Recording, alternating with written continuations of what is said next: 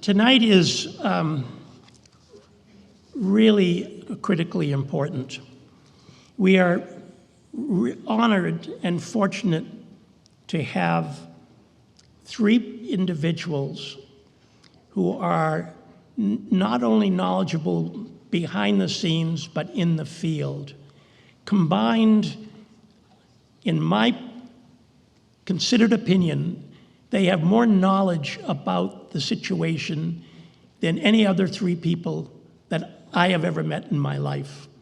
And here we have them in Freeport, Maine. Tonight it's critically important that we keep the focus on analysis, not advocacy. Freeport's speech wants our audience to learn and gain a better understanding of one of the most complicated issues of today. So kindly treat our speakers with the respect that they deserve. We're extremely fortunate to have Jackie Northam as our moderator for the evening. More than 3 decades ago, a young woman who grew up in Medicine Hat, southeast Alberta, Canada, decided that she wanted to see the world. Like Martin Fletcher, her news career started out as a photographer, taking her all over the world. Her brilliance as a writer and journalist superseded her skills as a photographer. She is NPR's international affairs correspondent and veteran journalist who has spent 3 decades reporting on conflict, politics, and life across the globe, from the mountains of Afghanistan and the desert sands of Saudi Arabia to the gritty prison camp of Guantanamo Bay and the pristine beauty of the Arctic. She's made more than 40 trips to Israel, Lebanon, and Gaza. Jackie has received multiple journalism awards during her career, including Associated Press Awards and the Regional Edward R. Murrow Award. And brilliantly, Jackie Northam now makes her home in Portland, Maine.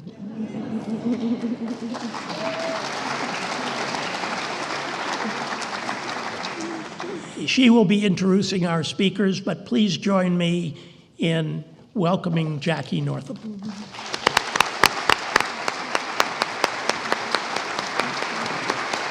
Hope that's okay.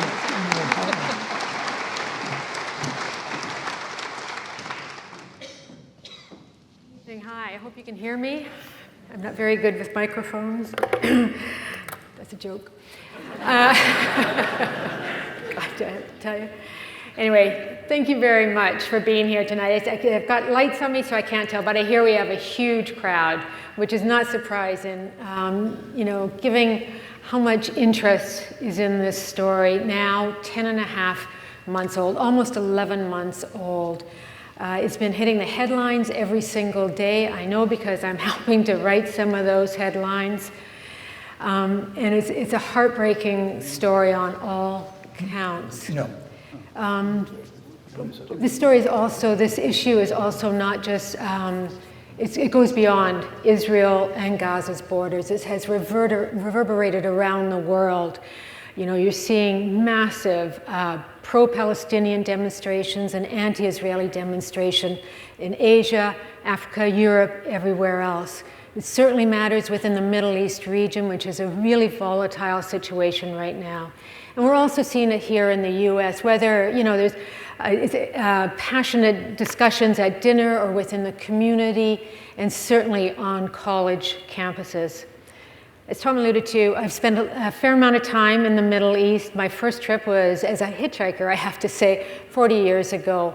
But my first assignment for NPR's Foreign Desk was in 2002, and they sent me over to Israel to cover the Second Intifada.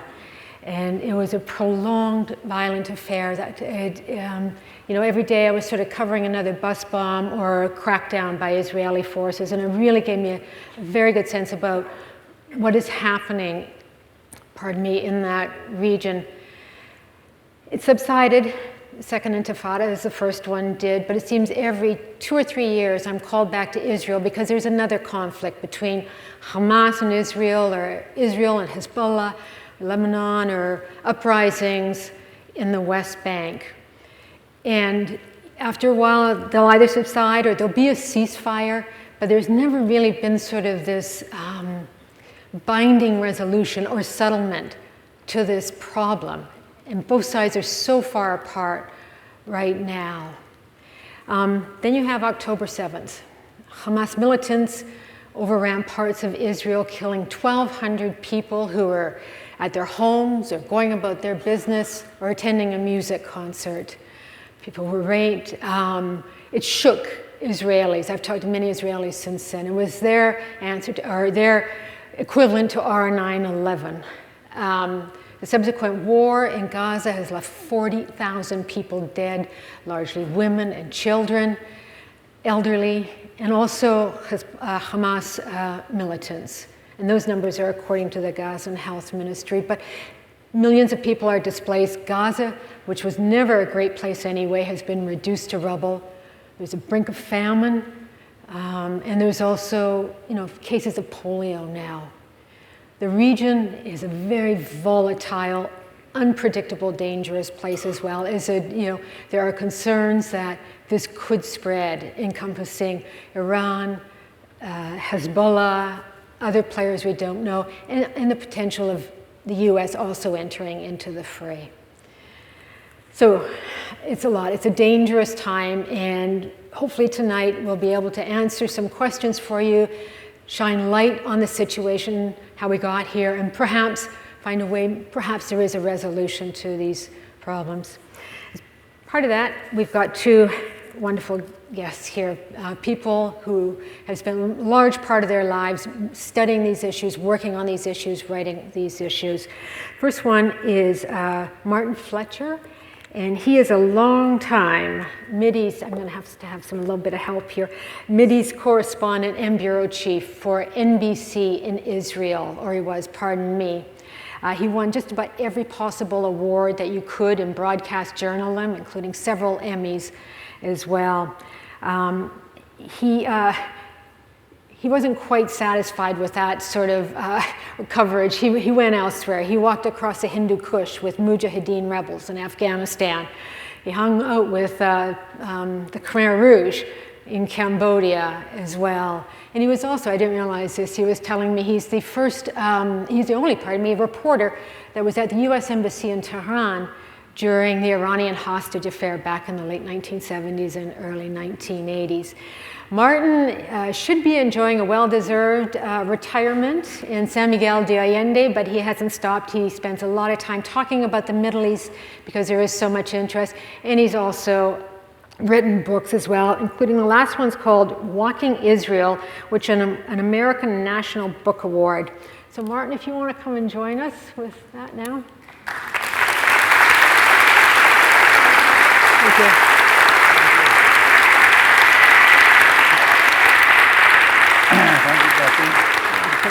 Nice to have you. The other panelist that we have here tonight is, Aaron David Miller, and he is a senior fellow at the Carnegie Endowment for International Peace, and he focuses on U.S. foreign policy. Aaron, I've interviewed many times over the course of my time in Washington, certainly. This is the first time I ever actually met him face-to-face, was a couple of days ago. It's the beauty of radio. Aaron was a long time with the State Department for many, many years, almost 25 years as an advisor, an analyst, a negotiator for both Republican and Democratic administrations. He helped formulate U.S. policy for the Middle East and for Arab-Israeli peace talks, peace negotiations as well. As part of that, he has been given deputies Distinguished, Superior, and Meritorious Honor Awards. Aaron, much like Martin, spends a lot of time talking about this issue. Aaron is on every media outlet, and especially after October 7th. You can turn on any channel, you may see him, or pick up a newspaper and you'll see him as well.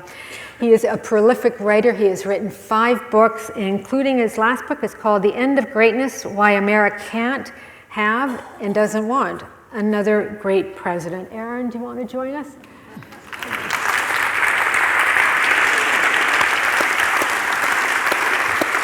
Okay.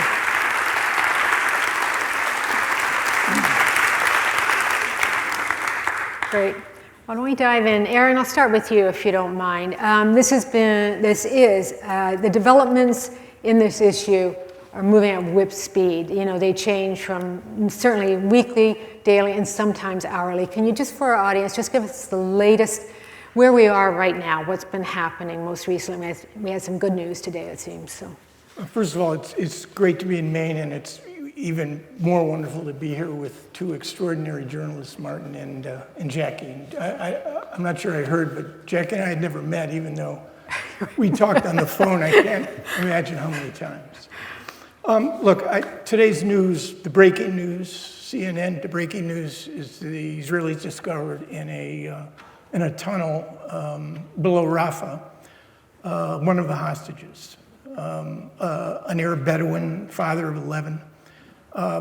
It's not clear he was discovered alone, and it's conceivable that his captors, when they got wind of the fact that the Israelis were coming, fled. And that's 8 hostages freed through intelligence and direct military action. That's 8 out of roughly 252. 108 or 9, according to the Israelis, and I think that was more or less confirmed by American sources, remain. Anywhere from 40 to 50, however, were either killed on October 7, their bodies taken to Gaza to trade, or they died in captivity. And the takeaway for me, no matter how perilous it is that the bulk of the hostages' fate depends on an agreement. And that, I suspect, is the second piece here. My experience in Middle East negotiations is that they have only 2 speeds, slow and slower. And this is not an ordinary negotiation. The principal Palestinian decision maker, Yahya Sinwar, the architect of the October 7 attacks, is ensconced somewhere in a tunnel, perhaps below Khan Yunis or Rafah, I'm sure surrounded by hostages. The negotiations are being done indirectly through the mediation of the Qataris, the Egyptians, and led by David Barnea, the head of the Israeli Mossad, and Bill Burns, director of the CIA. The problem of just communicating Sinwar's positions to the external Hamas leadership, who then represents his views in Cairo and Doha, that in itself is a huge challenge. But my final takeaway on this is that there could be an agreement, but the reality is that neither of the 2 principal decision makers, Yahya Sinwar or the current Prime Minister of Israel, longest governing Prime Minister in the history of the State of Israel, presiding over the most extreme government in the history of the State of Israel, there's simply an absence of urgency. The benefits for Sinwar and Netanyahu of concluding the deal are outweighed by the risks to both of them, should that deal be concluded. So negotiations will continue. One final point, not to put too fine a point on it, but the region dodged a huge bullet over the last 72 hours, several days, when it looked as if there was going to be a major escalation between Israel and Hezbollah that could evolve into something the Middle East has never experienced before, which is a true multi-front regional war.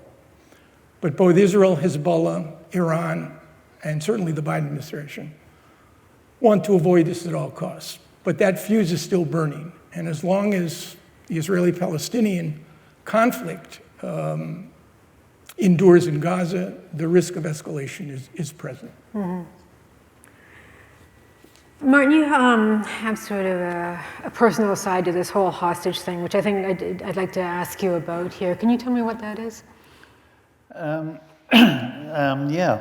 So October 7 happened, of course. My wife woke me up and said, there's something happening in Israel. And I said, there's always something happening in Israel. Why are you waking me up? And she said, no, this is big. And so we got on the phone, and what we discovered, it took a few days to discover it, was that 3 of my wife's family were murdered on that day, and 8 were taken hostage. 7 were released in the November exchange, and so 1 is still a hostage. So it became very personal very quickly.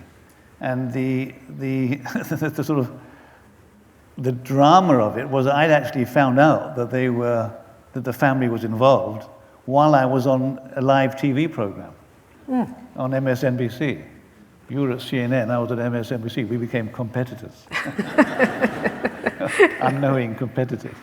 But yeah, I literally found out, I got a phone call while I was on the set talking and saying, this is the situation. So that became extremely dramatic. And I mentioned the names of 2 of the relatives who had been kidnapped. And they were the ones who were released like 3 days later, 2 or 3 days later. So, was there a connection? We have no idea why they were released. But the whole story for us became very quickly, very personal. Mm-hmm. Can I ask you, can you just give us an idea of how the October 7th attack affected Israelis right down to the core? Hugely. Huge. I don't think it can be underestimated. Everything failed on that day. The military, the intelligence, the response by the military after they got the information. I mean, so much of the immediate combat between Israeli soldiers and the Palestinians who invaded was by old guys who heard the news on the radio and rushed down there in their car and went to save their children in the kibbutzim. It was a very, very a moment that demonstrated how the whole place just collapsed. And of course, the whole Israeli ethos has always been about the vaunted intelligence services, the best army in the Middle East, and it all collapsed in one day. And that was, 10 months ago. And today, there's just this extreme sense of continuing frustration, vulnerability. People in Israel suddenly realized, wait a minute, we could actually lose a war. And it was always said that the Arabs could lose any number of wars, but Israel could afford to lose only one. If Israel lost one war, that's the end of it. So I think there's a great sense of vulnerability, and without sort of spending too much time now talking about that, it'll probably come up. You have 150,000 Israelis not living in their homes because of the continuing war, let alone 2 million Palestinians in Gaza not living in their homes. So there's a frustration, vulnerability, fear. People are talking about leaving the country. And by the way, in preparation for this evening, I called a friend. I thought I called 2 people just to find out what's going on today in terms of how they feel. I called an Israeli friend and a Palestinian friend in Gaza, a friend from Gaza. And they both talked about the fear they're living in, the real genuine existential fear that their country, Israel's afraid its country could collapse. The Palestinians' country has collapsed. And they both expressed the same sense that they don't know what the future holds. This could go on for a long time. Unfortunately, Aaron's not involved in the negotiations, so there's no sense that this is going to end anytime soon. Yeah. And it's a terrifically depressing state for Israelis and Palestinians. Sure. I mean, there is a chance that it could spread as well, Aaron, if we're looking at Hezbollah and Israel, as you suggested, both sides there's almost daily strikes on both sides of the border. Certainly, at the same time, there's a feeling that neither really wants us to expand, but it only takes a miscalculation. Is Israel's army up to that? You've got reservists that are fatigued, that type of thing. Can it take on another war? I guess Middle East wars don't happen by accident. I mean, they're either well planned. 1956, the Israelis, the British, and the French effort to regain the Suez Canal from Nasser, or 1973, where Syria and Egypt calculated it. Most Middle Eastern wars are preceded by a long fuse, and that fuse can burn for weeks, as it did in 1967, or for months, as we watch the potential for an Israeli-Hezbollah confrontation that would go well beyond what happened in the summer of 2006, where roughly 5,000 relatively poorly armed Hezbollah fighters and 15,000 high-trajectory weapons shut down the northern half of Israel for 34 days. Now, you're talking about an arsenal that Hezbollah maintains of 150,000 high-trajectory weapons of varying ranges and lethalities that could cover most of the country. And it takes 12 minutes for a cruise missile to go from Iran and impact Israeli airspace. It takes 90 seconds for any of those high-trajectory weapons launched by Hezbollah. So I think there is still a high degree of risk aversion on the part of the regime in Iran, on the part of Hezbollah, and by the government of Israel, and certainly by the Israeli Defense Forces, who understand that fighting two wars at a time in an intense way is not something that they want to do. But again, the prospect of escalation remains as long as the Israeli-Palestinian conflict goes on as it has now. It's hard to believe. Next month it'll be, October 7th will be a year. A year. Yeah. I think part of the problem is that you have, while we talk about nobody wants escalation, nobody wants a wider regional war, actually the fact is that Hamas does want a wider regional war. And that's one of the reasons why they're not being very cooperative during the ceasefire talks. They don't want to end they don't want a ceasefire. They want to see whether Iran and Hezbollah will join in the war. So they want to spread the war. And Netanyahu from Israel, it isn't clear what he wants. I suppose he doesn't. The conspiracy theory would be that he wants to draw America into a wider confrontation, so the United States will finally take on Iran. So we don't really know what those calculations are. But what I've always found is that the leaders, we're in all these places that we've been, you've also Afghanistan, everywhere. The leaders always want power, money, and glory. That's how I see it. And the people want peace and quiet.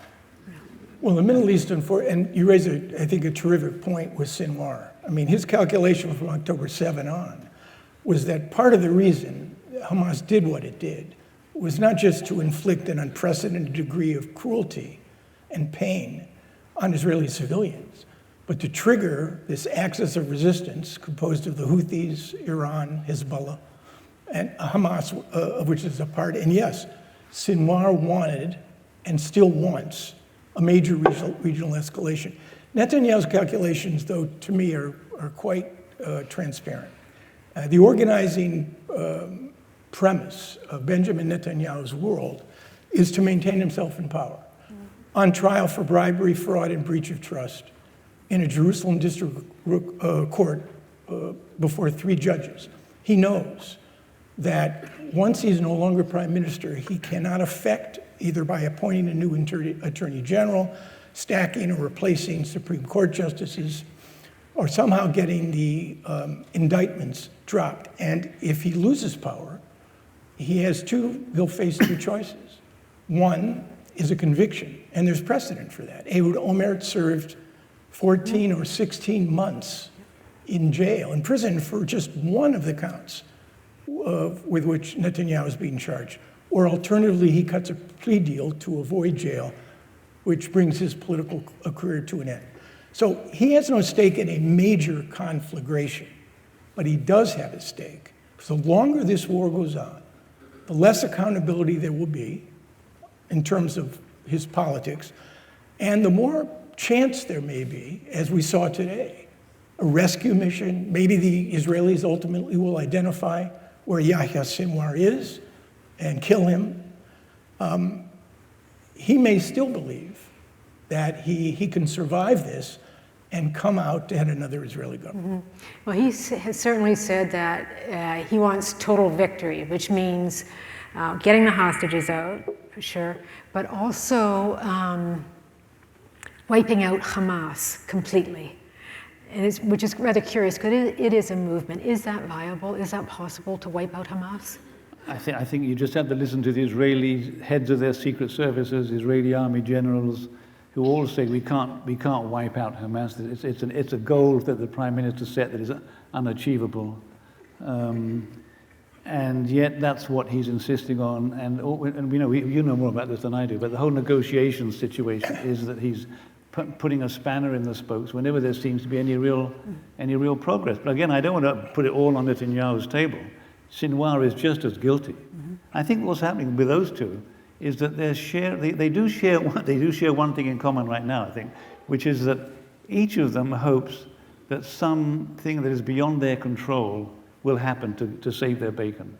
You know, Sinwar wants a wider war. He's just waiting and hoping that somehow Hezbollah and Iran will join in. And Netanyahu is hoping that something will happen, as you mentioned. Maybe they'll kill Sinwar. Maybe they'll find the hostages and release them. You know, they're both waiting for something to happen. But in the meantime, they both seem to be quite content with the war continuing, oblivious to the impact on their own people. Sinwar doesn't seem to have put a great weight on the suffering of his own people in Gaza, and the same in Israel. I mean, that's the cruel reality, that time is an ally for both Sinwar and Benjamin Netanyahu. Time is an enemy for the hostages, for their families, for the 2.3 million Palestinians in Gaza that have been exposed to an extraordinary degree of destruction, chaos, and a humanitarian capacity as a consequence of Israel's efforts to prosecute this war against Hamas. And I guess the inconvenient reality is that Hamas is going to survive. It will probably not be in a position to govern Gaza as it has from 2007, but it will survive as an insurgency with the capacity to influence Palestinian politics either through intimidation or co-optation. And you can't kill an idea, but you can make an idea less relevant. And that's, I think, part of the problem here. Military power, as the George W. Bush administration found out, can be an incredible, powerful agent. But unless it's tethered to sustainable and achievable political goals, it becomes an end in itself. And when it becomes an end in itself, you end up with the two longest wars in American history, in Iraq and Afghanistan, where the standard for victory was never could we win, but when and under what circumstances would we leave? And that is the challenge that this Israeli government and the next one is going to face with Gaza. Yeah. And I think it's important to take note of that. Yeah. Almost a year after this conflict began, destroying Hamas is not going to happen. It's interesting you spoke about George W. Bush. When this happened and President Biden went to Tel Aviv to meet with Netanyahu, and he warned him, don't make the same mistakes we did after 9/11. In other words, just don't run into Iraq, or do not watch your retaliation, basically. And that's what we're seeing happening now, is with the sheer number of deaths. I talked about it in my introduction.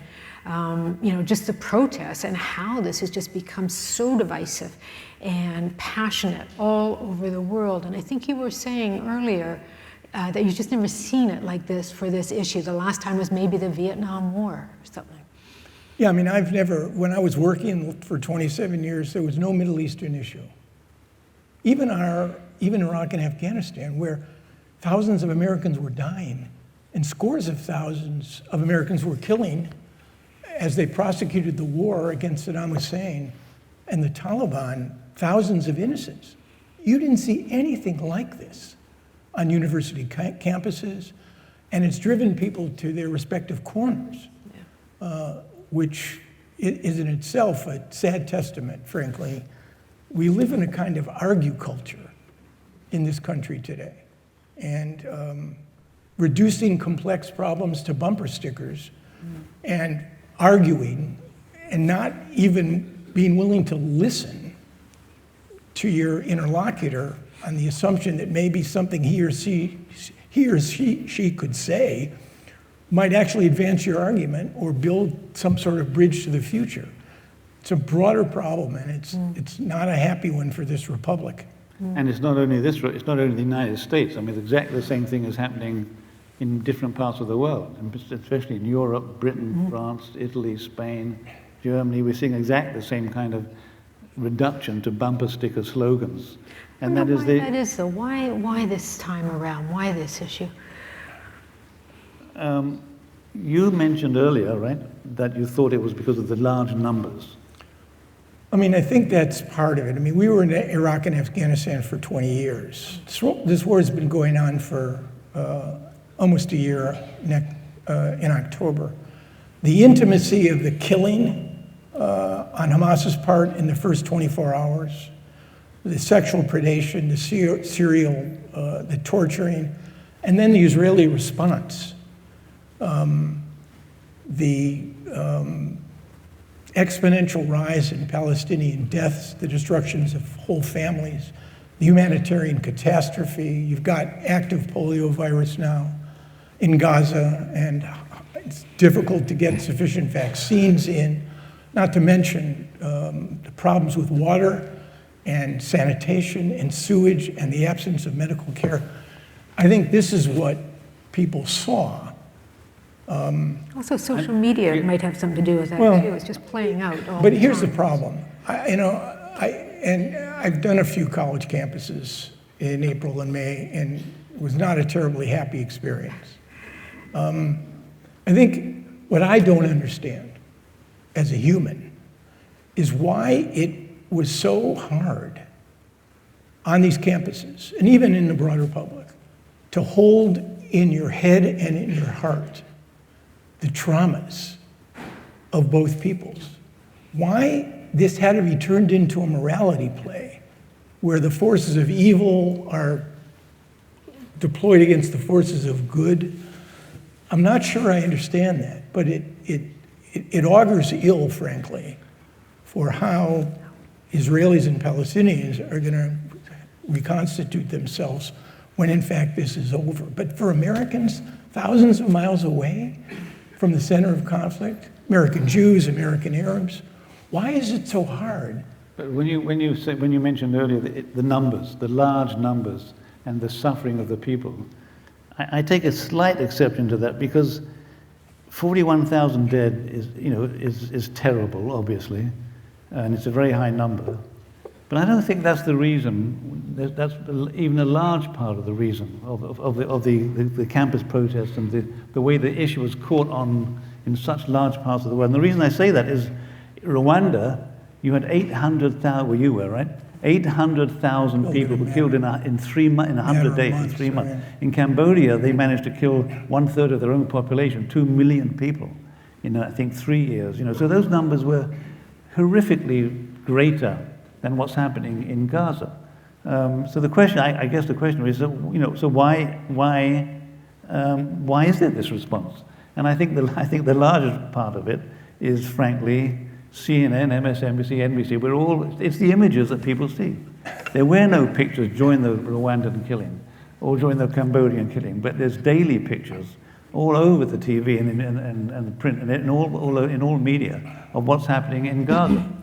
And if it stops the killing, then that's good. But I think that the reason for the campus explosion, you've spoken, I visited only a couple of campuses. I think what I was taken by was the extreme ignorance of the people who were demonstrating. And people who didn't know where the river or the sea, what river or sea they were actually talking about. Yeah, well, people were always saying, "Oh, well, it's the students, and they don't know anything." But actually, a lot of those protests were led by the faculty.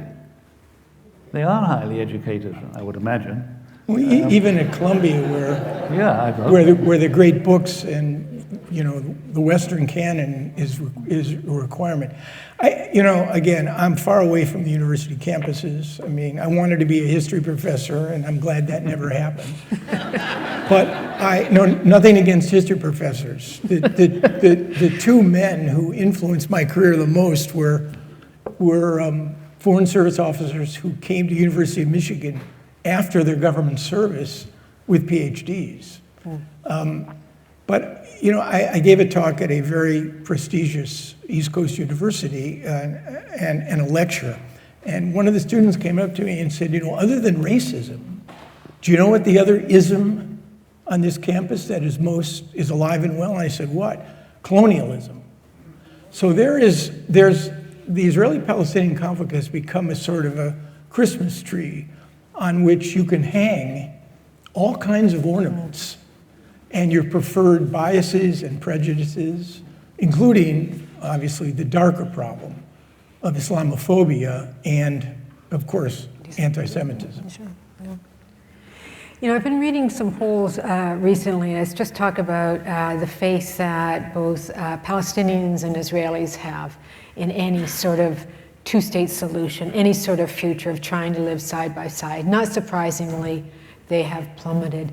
You know, with that sort of dearth of trust, as long as I can remember, there's been talk about two-state solution, but now that with this situation here, is there any way to revive that notion? I think the notion of a two-state solution will eventually be revived, but the reality at the moment, I think, is that the concept of a two-state solution has been replaced in the minds of many, especially the protesters we're talking about, by a one-state solution. It used to be, the discussion was always, the attempts at negotiations were always about creating two states, a Palestinian state next to a state of Israel. Today the discussion is, among many, is there should be one state and it should be a Palestinian state and Israel should be destroyed. That's the relevance of the slogan, from the river to the sea. That's what it means. It means no state of Israel.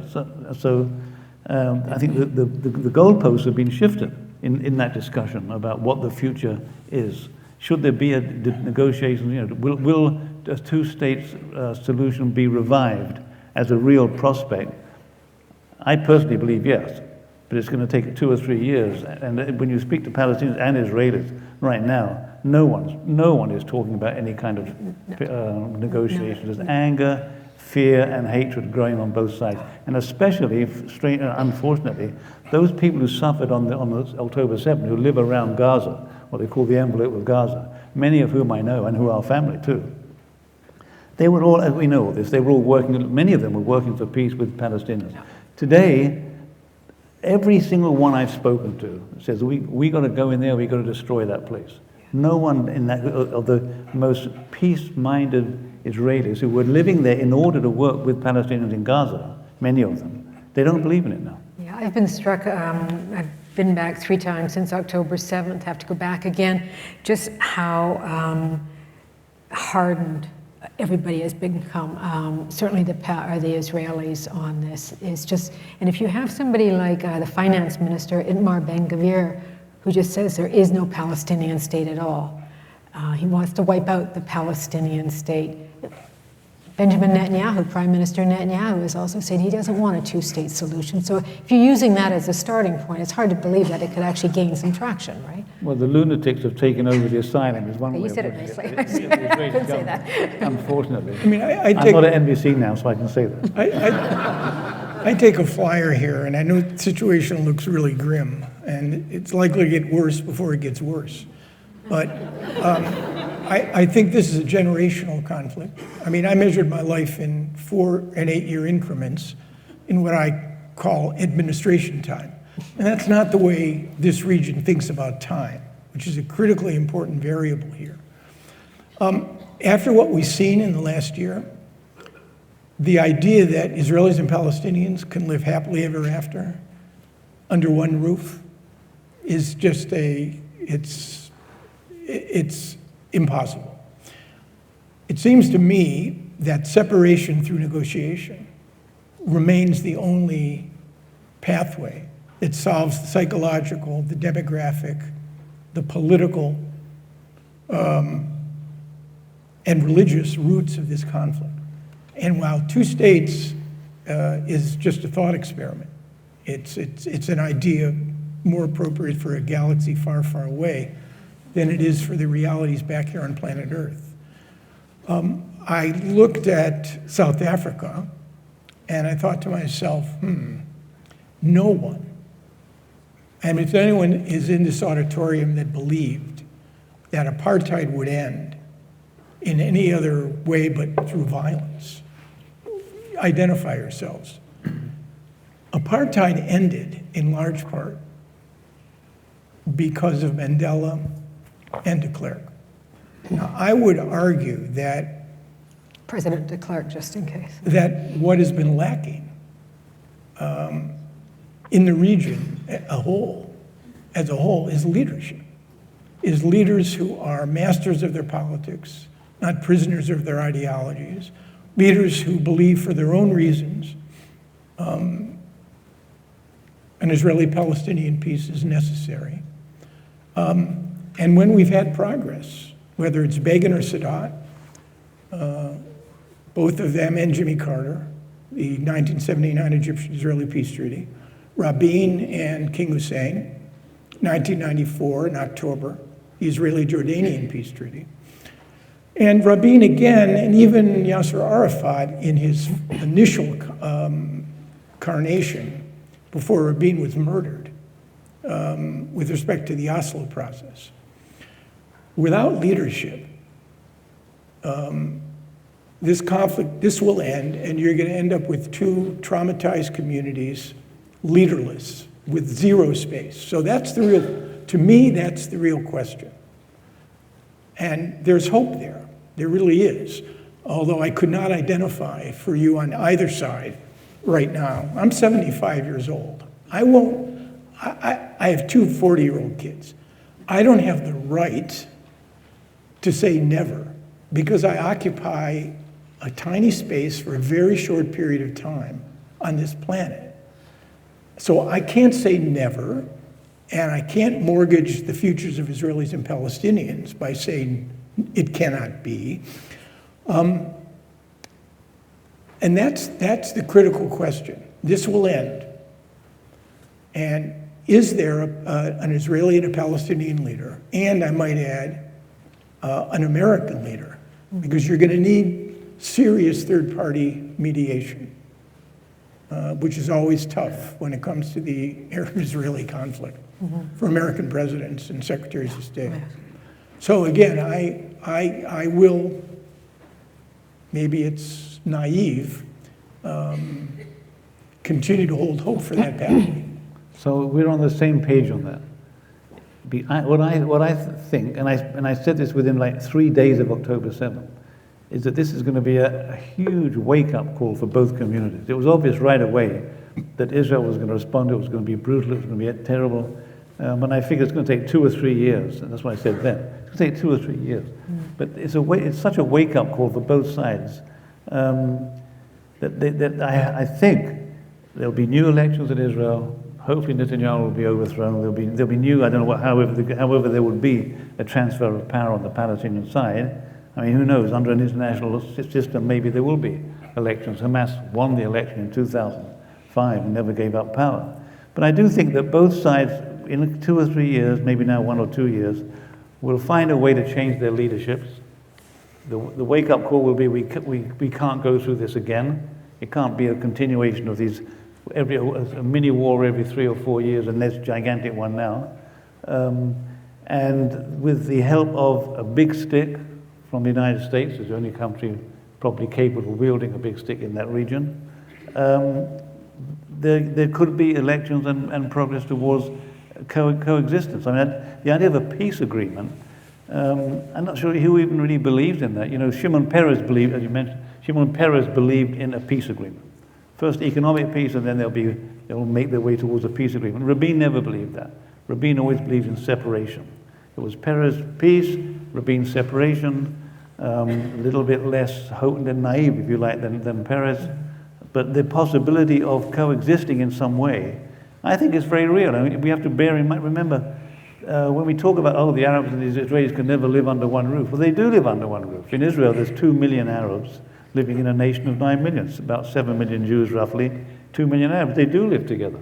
Not with great love necessarily, not even side by side, but back to back. But they live together, quite successfully. Mm-hmm. Hopefully, that can be a template for the region.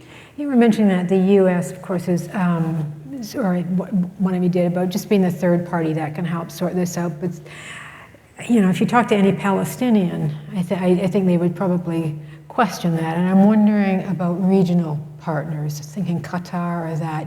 Could they have a bigger role in helping to do something like this, rather than, America, which is seen as sort of an undying supporter of Israel, come hell or high water kind of thing. Could another country pick up that role? Well, the question is, if America does have that strong influence on Israel, who has that equally strong influence on the Palestinians? Right. And I think there may not be a clear answer to that, but there may be a combined answer to that if the United Nations and different Arab states get together with international force. There's all kinds of things being thrown around. But the Palestinian guy I spoke to today, who, by the way, is in Cairo, he got out with some of his family, and just 2 months ago. A lot of his family were killed, the rest of his family living in a garage, in a destroyed garage in Gaza. Anyway, what he said was that he said you can't underestimate how many terrorists are being born and formed. He said Israel can kill as many as they like. He said we're going to double that number with new terrorists. They didn't use the word terrorists. Fight with new fighters. Martyrs. And that's something we've been talking about for a long time. But all you're doing is creating a new generation of resistance to Israel, and it's very real. Mm-hmm. So can those people be the vanguard of peace? I don't know. I mean, it contradicts what I said earlier, because I do believe that there will be new leadership on both sides, but I don't know how you're going to deal with those young Palestinians who are born and raised in this. Which Defense Secretary Austin has publicly warned Israel about. You're going to win the battle, but you're going to lose the war, just in those terms. Yeah, you're creating militants or martyrs. What were you going to say? No, I'd say the only useful deployment of the phrase river to the sea is to describe the problem. You have 10 million humans living between the river and the sea. Roughly almost 6 million Palestinians, 5.5 million Palestinians, Gaza, East Jerusalem, and the West Bank. You've got 2 million Israeli Arabs, Palestinian citizens of Israel, which, by the way, Martin, that accommodation occurs because those 2 million Israeli Arabs believe that their future lies within the state of Israel. Their problem is that they suffer from social and economic discrimination, and their share of state resources is not equitable. So that problem, I think, could probably be worked out. But 10 million people, and you got to figure out a better pathway. It's complicated by the fact that the West Bank is boiling. It hasn't boiled over. And you do have 2 Israeli ministers, Bezalel Smotrich and Itamar Ben-Gvir, with large budgets, heavy ideologies, and a determination to fundamentally change the relationship between the West Bank and the state of Israel. And they're doing it. Can you just They're explain creating bonds and ties with settlement activity, land confiscation, changing the bureaucratic notion. Israel, according to international law, is a military government that governs the West Bank. These two are essentially handing over control to civilian authorities, which raises the whole question of laying the foundations for annexation in everything but name. That is what is happening. And if I had a response to my optimism, it would be that, which I think compels a change of leadership, not just on the Israeli side. But think about this. In 2023, before Gaza, before October 7, you had hundreds of thousands of Israelis out into the streets 40 plus weeks in a row, demonstrating against the government's efforts to rearrange the political furniture in Israel, basically to emasculate the Supreme Court. I'm not sure, and I thought about this, could you get a proportionate number of Americans out in the streets for 40 weeks in a row, unified in protesting and fighting for a common vision of what America is supposed to be about? I still have a good deal of faith and hope in the dynamic nature of Israeli society, that they will come to make better choices. I was out there demonstrating too. You were there. when I went to Israel, we were there for 6 weeks. My wife insisted on dragging me out there. You couldn't do that if you worked for NBC. You'd be partisan. And it's a great point you make, of course. I mean, proportionally, that would be like sort of millions almost of Americans on the streets every week. But the reason for that, why I think one of the many reasons was, well, the basic reason was they feel that part of society feels the country is slipping away. Exactly. They're losing their country to exactly the people you're talking about, Smotrich, Ben-Gvir, and the settlers, so it unified them, and so that now Israel's really quite remarkable. When you ask about what's in the beginning about Israel today, Israel's more divided than ever. It's always been a divided country. There's always been issues of the Sephardim and the Ashkenazim and the religious and the secular and this and that. But today it's more divided than ever, and yet each group on its side of that divide is probably more united than ever. There's a united left. I hate the words left and right, but let's use those. There's a united left and there's a united right, and the division is enormous. So the only way to change that is through, through leadership. And my fear is that coming out of this war is that Netanyahu is going to emerge as the wartime leader. Presumably, in the end, they're going to get some of what they wanted. And at the moment, I think the latest opinion polls show Netanyahu is leading in the polls. His numbers have clearly gone up. Yeah, most likely prime minister. And even if Likud loses the elections, he's still this leader who really brings the people along with him. And you don't need to be the largest party. Press those hot button issues, though, doesn't he? Well, let me just make my point, and then I'll take you on. Okay. Which is simply that you don't need the largest number of seats to form the government. You get the largest party in Israel in the elections gets the first go from the president to try to form a government. But when you can't form a government, that then goes on to the next party. So Naftali Bennett was prime minister. He only had 7 seats out of 120 in parliament, but he was the one who put together the coalition. I can see Netanyahu doing that again, disastrously. I think we're going to get some questions coming because that's been an hour, but I do want to address one thing before. That's 1 hour? Here they come. Thank you. Just like that. Oh, good, nice big writing as well.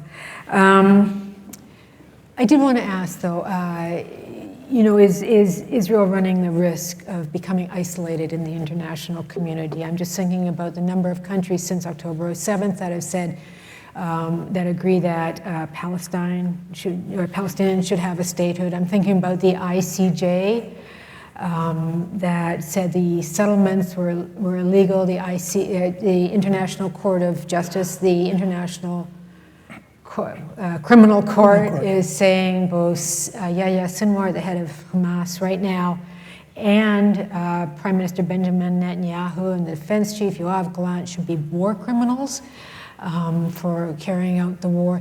Does Israel run the risk of becoming isolated internationally? I think it's true to say that only 3 countries so far have actually broken off diplomatic relations with Israel since it began. Right. I believe it's Colombia, I forget who it is. Ireland? I think it actually broke off relations. But they're under but they're under attack in all ways. And when somebody mentioned earlier, Israel's winning the battle but losing the war. The propaganda war, the information war, Israel lost a long time ago. And the ICJ and the ICC are doing what you said, which is non-binding. Any of their charges. It's not binding, but it paints Israel as that pariah nation, and it's approaching in some quarters South Africa status. I lived in South Africa. I was covering apartheid for 4 years, 2 years in Rhodesia, 2 years in South Africa. So I lived through the end of that. This doesn't relate to what happened then. But there are serious criticisms of what Israel did and is doing, and they have to be addressed. And the addressing of them is creating this pariah status for Israel, which is very, very dangerous in the long run. But I don't think in the end, when push comes to shove, and the lawyers deal with the ICC and the ICJ, that Israel is going to be found guilty of those things. They're not. Israel is not committing genocide. Will the leaders of Israel and the leaders of Hamas, don't forget that, they've also been filed for criminal cases against them for the same reasons.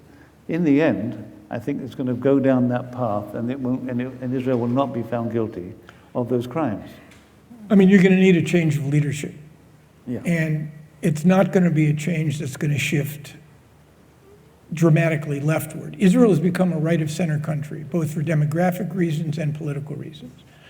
And the reality is you're going to get a new Israeli government. Elections aren't scheduled until 2026, but I suspect in 2025 you'll have elections. And you're going to end up with a right-of-center government, except it's a right-of-center government that will believe in civility, will believe in the independence of the Israeli Supreme Court, will not fight the United States at every corner. But on the issue of what to do about the Palestinians, it's still going to be a government that'll be tough, but not pursuing an accelerated pace of annexation of the West Bank. I've got a couple of questions here, and one of them it says, where can we be in 5 years in this situation? Where are we going to be in 5 Well, years? retired for all of us, but other than that, I think they're talking about Palestine. I know what I want a house in Maine. That's what I want to say. Thank you. Excuse me for 1 second. An incredible number of questions. Not surprised. Thank you. We'll certainly be here until midnight if we try to answer all of the questions. So maybe another time we can get these people back again. But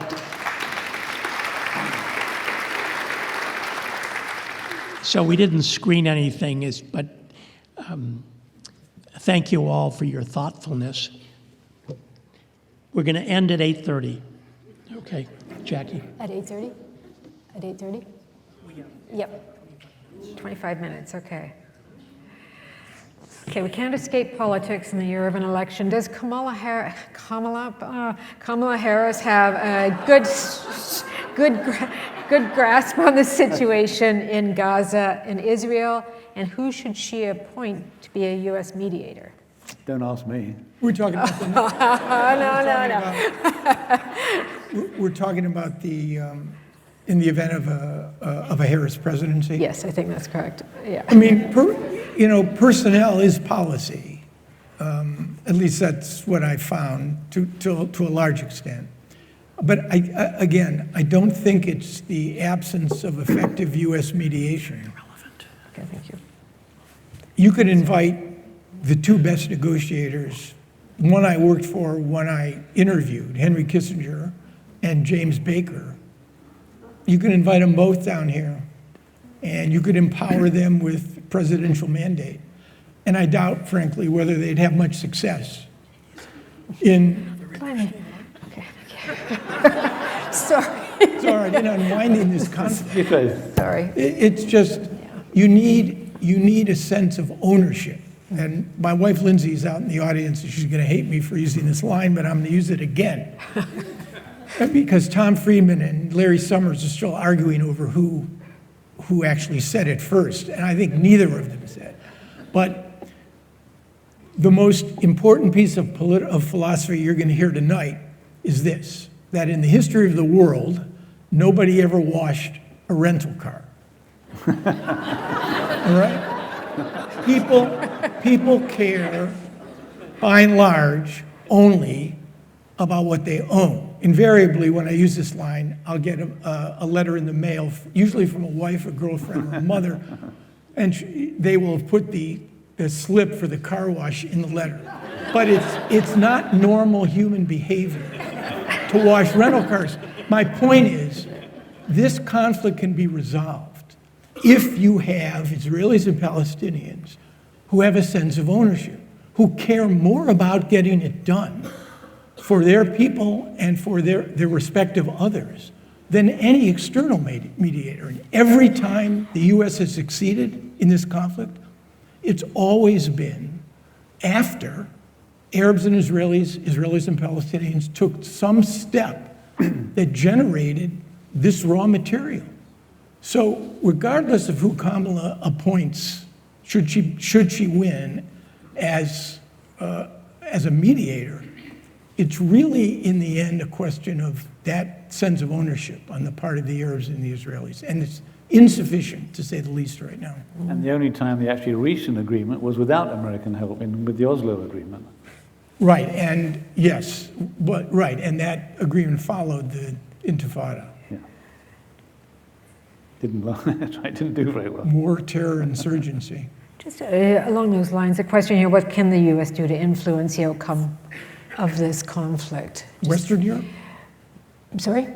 I'm sorry? What can the U.S. do to help influence the outcome of this conflict? Obviously, the U.S. doesn't negotiate with Hamas or that, but I mean, what can be done? Well, Between now and the election? Or, no, seriously, it's a serious question, or after, in 2024. I think as soon as possible would be the answer. The conflict, yeah. I don't. Is there a big difference between the two? I think what America can do, as I mentioned earlier, is wield a big stick at some point. At some point, America has to insist. You're absolutely right. America insisting isn't going to achieve much if the two sides don't want to reach an agreement. They won't reach an agreement.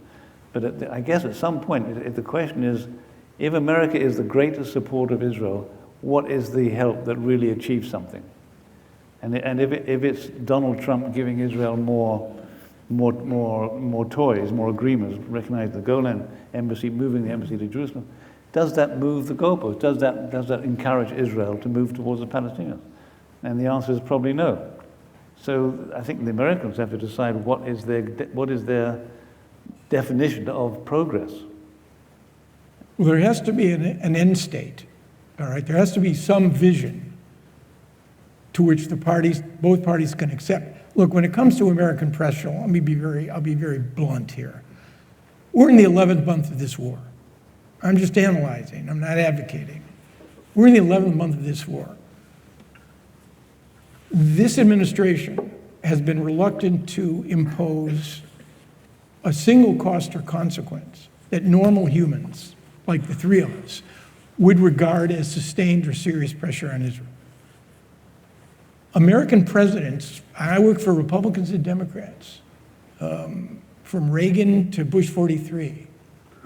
American presidents do not like fighting if they can avoid it with Israeli prime ministers. It's costly, it's counterproductive, it can be politically very costly.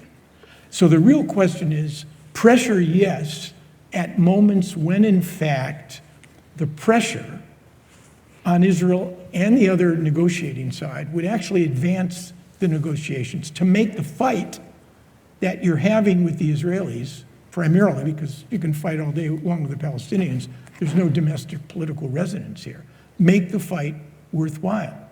Kissinger, Carter, and Baker, one American president and two Republican secretaries of state, all fought with the Israelis and all achieved something significant as a consequence of that fight.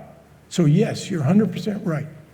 Pressure, incentives, and disincentives will need to be applied, but it has to be applied in a way that makes it worth the effort, because you can't convince an American president to go fight with an Israeli prime minister because it's, and I don't mean to trivialize this, the moral or ethical thing to do.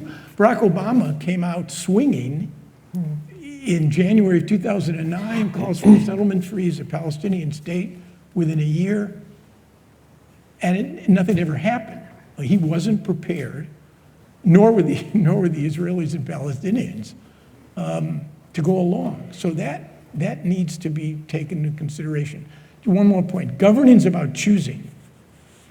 And American presidents, whether it's Kamala Harris or the other guy, and again, I work for Republicans and Democrats. I voted for Republicans and Democrats. But let me make one thing unmistakably clear. It's an editorial comment, and forgive me for making it. You need a president who is curious, and you need a president who can turn the M in me upside down. So it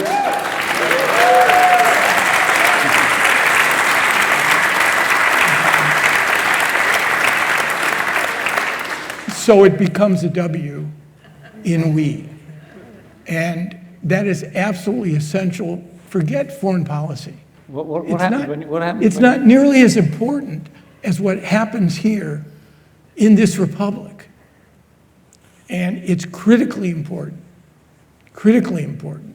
Harry Truman once quipped that Richard Nixon may have read the Constitution, but he never understood it. And again, I voted for Republicans and worked for Republicans and Democrats, but it's absolutely essential. That's what presidential leadership is all about. Even the not-so-great presidents, they had the capacity to tether their ambitions to something greater than themselves. Sorry, I apologize.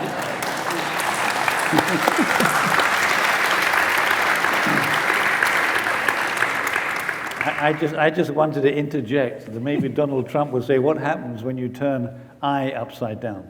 That's good. I'm going to use that. You're welcome. Not that I want to give too much time to our former president, but there is one question here that says, is there any truth that Trump is negotiating behind the scenes with Netanyahu to ensure there is no ceasefire? And I think this might have sprung from the visit to Mar-a-Lago when Netanyahu, after he was given rounds and rounds and rounds of applause in Congress. Any sort of sense in that? You were talking, it depends what president and who maybe they're waiting and that type of thing. Martin? Take it. I'm having trouble with my hearing aid. I'm fiddling around with it, bloody thing. That's handy. Would you mind repeating the question? It's quite a long question. But. Is there any truth to Trump negotiating behind the scenes with Netanyahu to ensure there is no ceasefire simply for political gain? I didn't get it. Sorry. He's an old guy. He's 70, you said you're 75? Yeah. Uh, I'm 77. Give me a break. Do you want to go? Do I try it? I mean, let me just make one point on the ceasefire.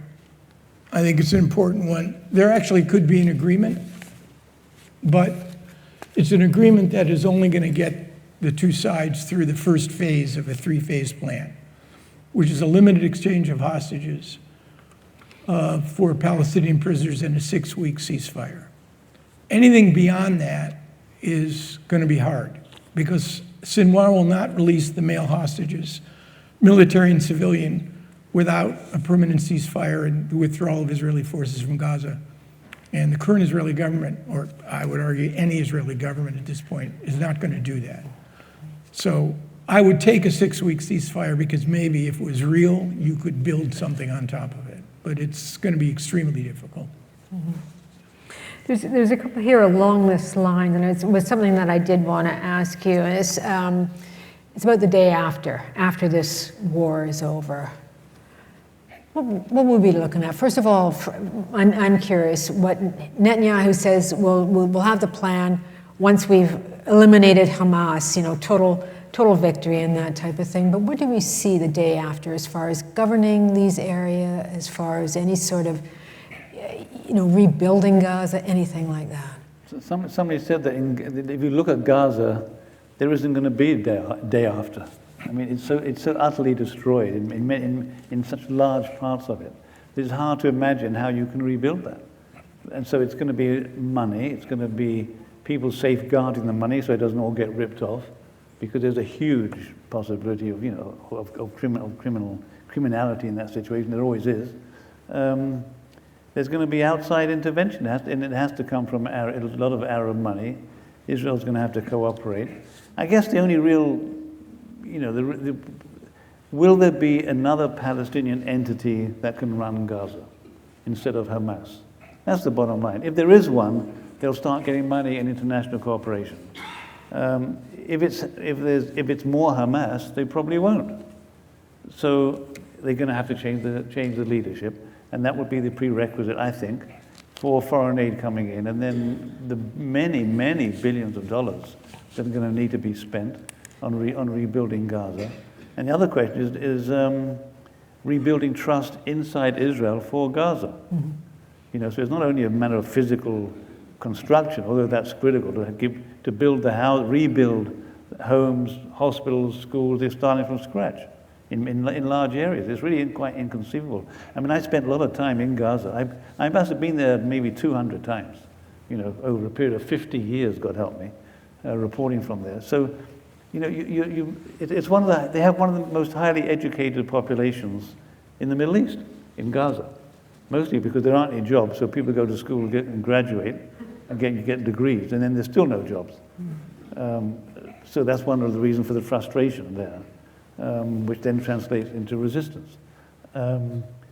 That needs to be addressed, and Israel would be the one most likely to address those social, economic issues. But money has to come from outside. That money has to be safeguarded somehow. That won't happen if Hamas is the government. Therefore, they need a new government instead of Hamas. Will that be the Palestinian Authority coming in from the West Bank? Extremely unlikely. They're more corrupt than Hamas. So you need a new leadership. And the one name that is always mentioned is Mustafa Barghouti. Yeah, he's serving 5 lifetime sentences in Israeli well, prison. he's number one.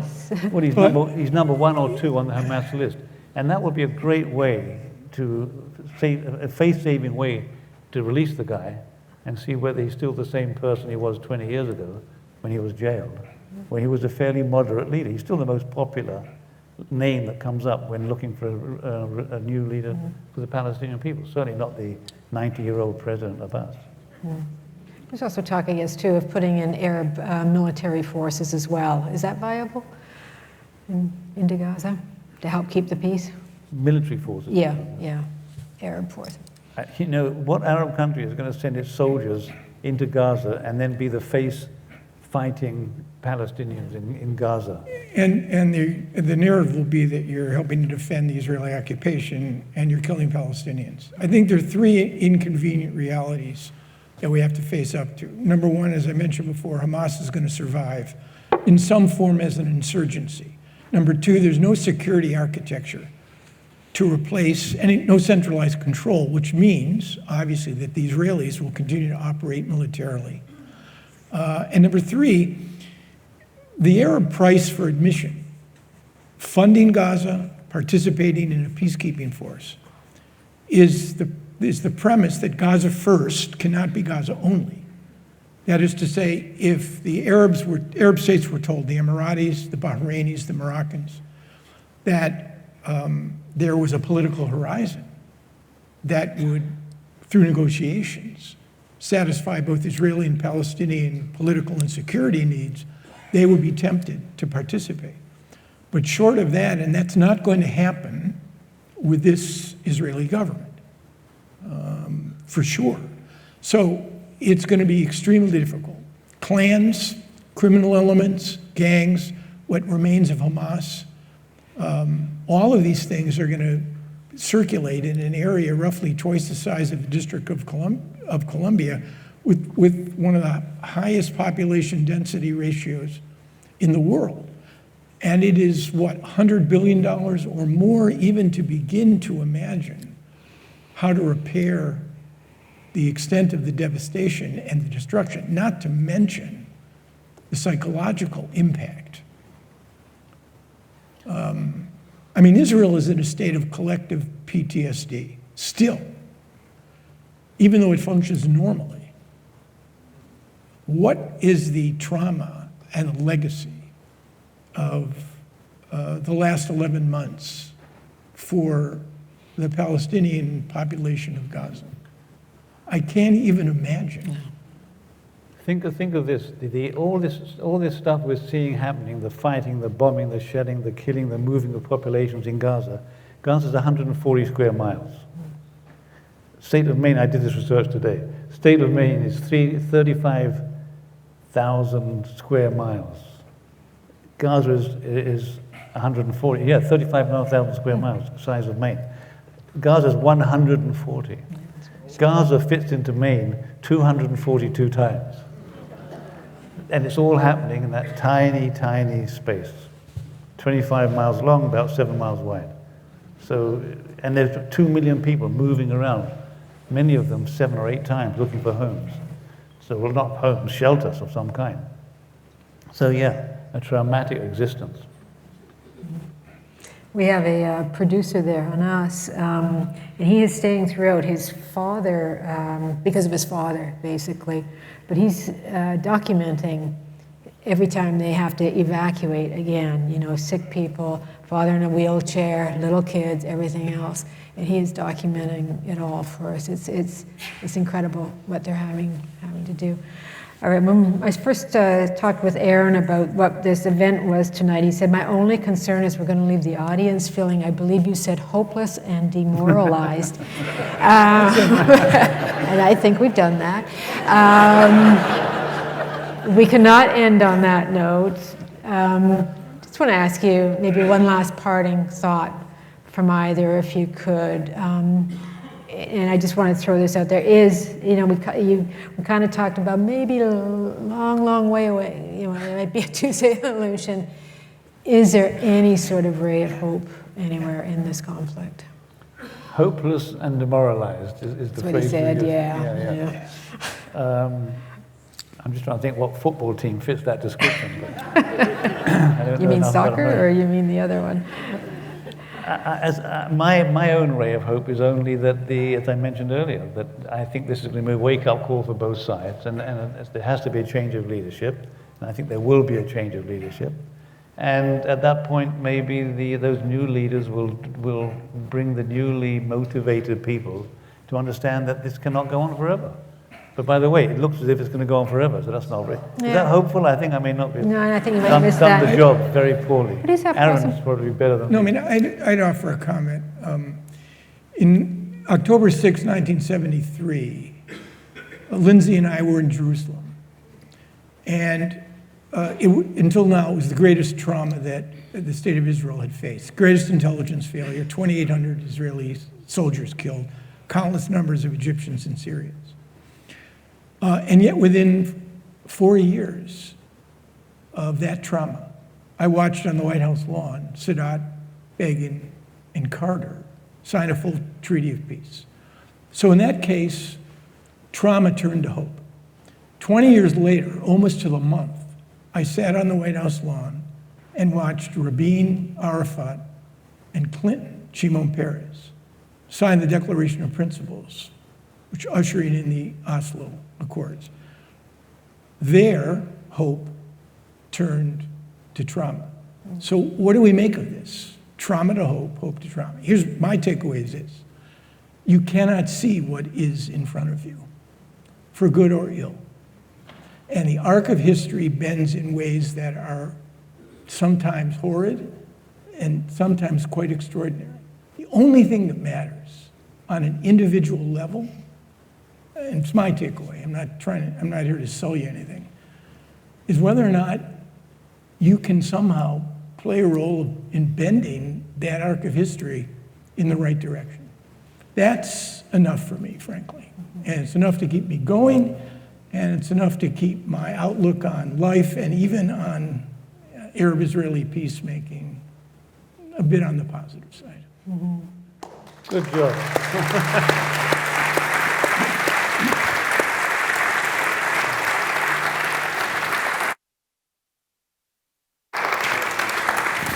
Again, depends on the next generation what's, and as long as they're not too scarred and someone believes in this, I suppose, is going to make the difference. Clean up after the rest of us. I think that's about all we have time for, is if my clock is right. Thank you, everybody, for coming out tonight, and I hope somehow we helped you understand a little bit more about the situation, put a bit of it into context, and maybe a little bit of hope at the end of it all anyway. But I'm sure Tom Saliba would like, if you're, there you are, hi.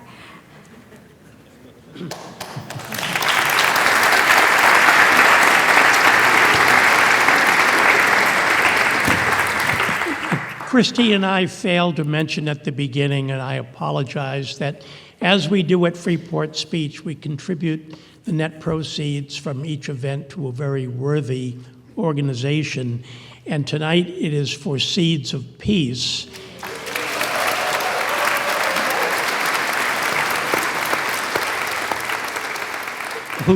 Whose roots are here in Maine, and perhaps we should send the kids over to do some of the discussions. But I want to thank, we could go on until midnight easily, but I want to thank in alphabetical order our dear friends, Martin Fletcher, Aaron David Miller, and Jackie Northam.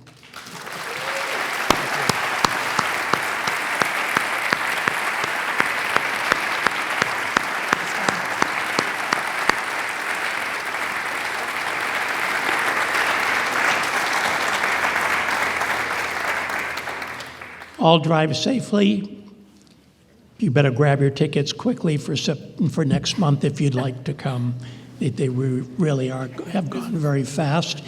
And I'll also remind you that on October 17th, we have former Governor Deval Patrick will be coming. We'll be back here in the big venue. Thank you all very much.